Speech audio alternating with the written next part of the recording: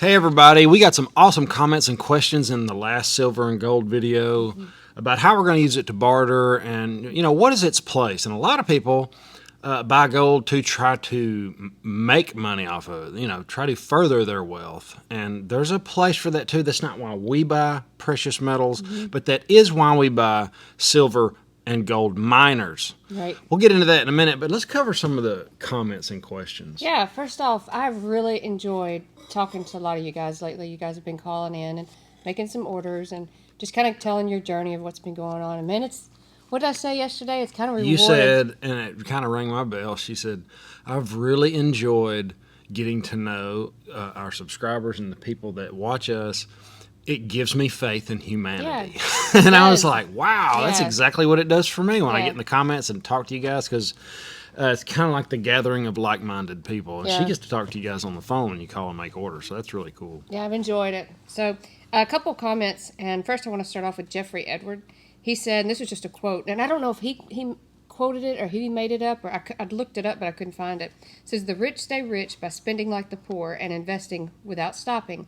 The poor stay poor by spending like the rich, yet not investing like the rich. That's a lot. Yep, that's a good one.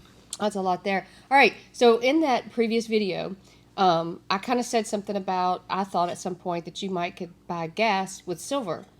I still think that we had some comments about it, but I don't think it's going to be the lady at the checkout counter, the guy at the checkout counter is going to take it. But I do think you can barter, because I'll just read the comment. So DW said, sorry, but I don't see a U.S. grocery store accepting silver or gold for food, especially since if there is no power, the stores will be completely empty in 3 days or less. 100% I agree. agree. That They're probably less than 3 days. Absolutely. And we don't really talk about real Thunderdome doomsday stuff. I try to stay away from it. Yes, it's on the table. Everything's on the table. But in that type of situation where the lights are off and it's like the apocalypse, silver will be used for barter, but probably not at the convenience store and the grocery stores and Right. stuff like that. That's where Yes. you have your relationship with your farmer. That's what everybody that's watching me right now, create a relationship with a farmer. Go ahead and start doing transactions with him. We have people grow our cows. I don't have time to grow a cow. Right. We have people that do our milk. Yeah, we also have people that he has some contacts with, even gas. We do our own eggs, and we've got a relationship with the people that deliver fuel. So Right. that's the situation where this stuff would come in handy. Going to the gas station when the lights off. Somebody else made a comment about you're not going to be able to get the fuel out of the ground if the lights are off. Okay, there's going to be pumps and there's going to be other fuel and you'll be able to pump it out of the ground. You got to really think through these things, and that's why we're prepared. But Not absolutely. scared. Not That's scared. right. Silver will have its place Yeah. as barter. Well, it's never gone down in value. It's never gone down in value. Well, it's gone. I mean, gone down. It's never gone to zero. The Sorry. price fluctuates. It does, but it's never gone to But zero. it's manipulated. True. All right. Second, another comment. GT said, remember the Carter days, there was a gas station owner somewhere that had a line you could get in for gas if you paid with silver dimes, the ones that obviously before 1965. Needless to say, it was a very short line while everybody else was sitting in the very long lines. Yeah, that's a cool story. It is. I had never heard that before. I had neither. And then Sage, the last one we want to talk about real quick, he says, what happens if the government nationalizes, well, like precious metals with gold they did before in the 1930s or whatever. 34. Yeah, and then he mentioned also that they did steel, and I looked it up. It was actually in 1952 when they had the Korean War. The steel workers wanted to go on strike, and I believe Truman was the president at the time, and he tried to nationalize steel so they could not go on strike, and they wouldn't. At first he did it, I think, for like a month or two, and then they overturned it and said he didn't have the right to Well, do the it. moral of the story is that is on the table. Yes. 100%. Yep. Everything's on the table. They could outlaw Bitcoin. They could outlaw, you can't grow your own food. You can't own chickens. You can't own chickens because of the bird flu. Yeah. We're going to take your silver. Think about it. We're going to a green society, and we have to have all the silver. I can see that happening. Sure, it's all on the table, but are people going to own silver anyway? Are people going to have their chickens anyway? Are people going to grow their own food anyway? Absolutely. So it's a calculated risk that the wealthy put 10 to 50% of their wealth into to hedge against inflation, because it usually does good in volatile environments. And, that's why most of the wealthy do that, unless you're like Warren Buffett and you own the whole freaking world. Yeah. He could really put a dent in the precious metals market. But he did buy a miner back in 2021. That made huge news. Oh, yeah. It's like, whoa, he's doing it. But let's talk about miners for a little bit, because we got involved, let's see, how many years ago? We've got 7 or 8 years ago, we got involved with starting to buy precious metals miners, junior miners, the real speculative ones. And I've got some people that reach out to me and show me miners and ask me if I'd talk about it or not. And I did choose to talk about this one. It's called Silver Mountain Resources. And what's cool is the story behind it. And just real quick, these people IPO'd this year with everything going on. Silver's pulling back, as far as coming out with a new company. It's actually an older, pre-existing mine in Peru. And they come out with this new IPO this year.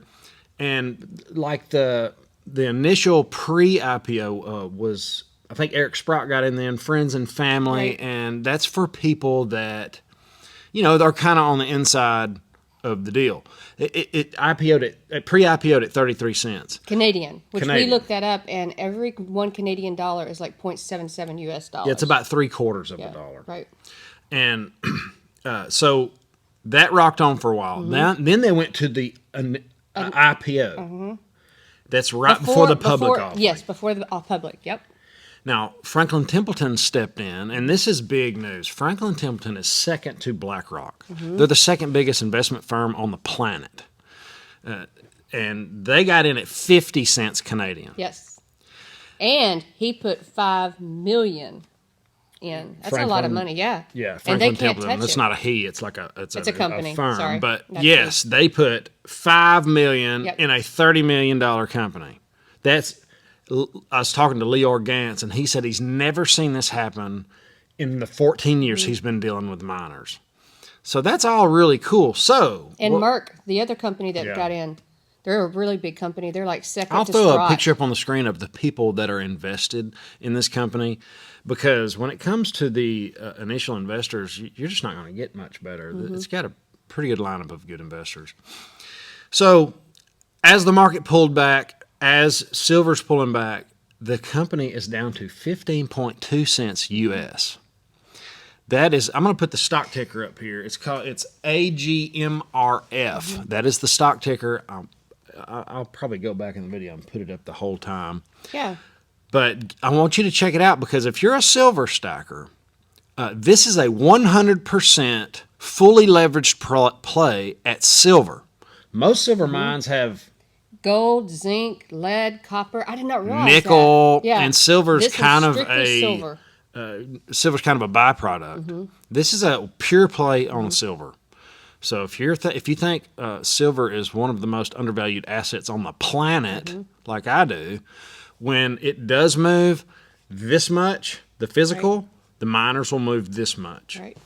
And I thought this was interesting too. So since it's an already existing mine, they don't have to pull all these permits and have all these different hoops that they have to go through. And I didn't realize it took 3 to 10 years, if you're in good standing with that country, to get these different permits and stuff.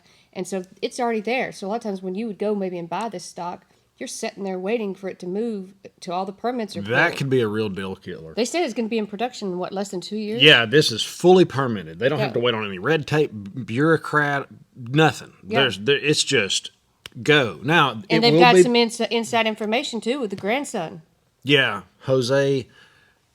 I can't remember how to say his name. So his grandfather... Visquera. Yeah, his grandfather's a big player in mining. And they own like the biggest mining... The biggest mine in Peru. It's worth $1.5 billion, and it's traded on the New York Stock Exchange. Yeah.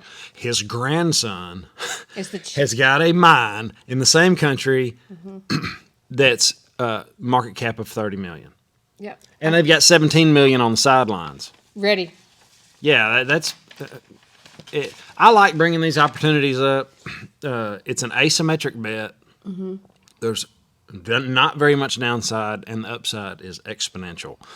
So, what else am I leaving off? I think that was about it. It's just an interesting company. I actually got on their website also and look at their board of directors. That's another interesting thing, I think, is to see who is working for them. There's a guy that left to Singapore, a company that was like, I forget how much money he made, and he believes so much in this company that he has actually left, moved, and over here. You kind of read their bios and see, their backgrounds. And I'll pin it in the comments, and I'll put it in the description, the link to their website. Go through and check them out. Do your own due diligence. But Yeah, something worth do looking your own at. research. But the company's worth 15 cents right now.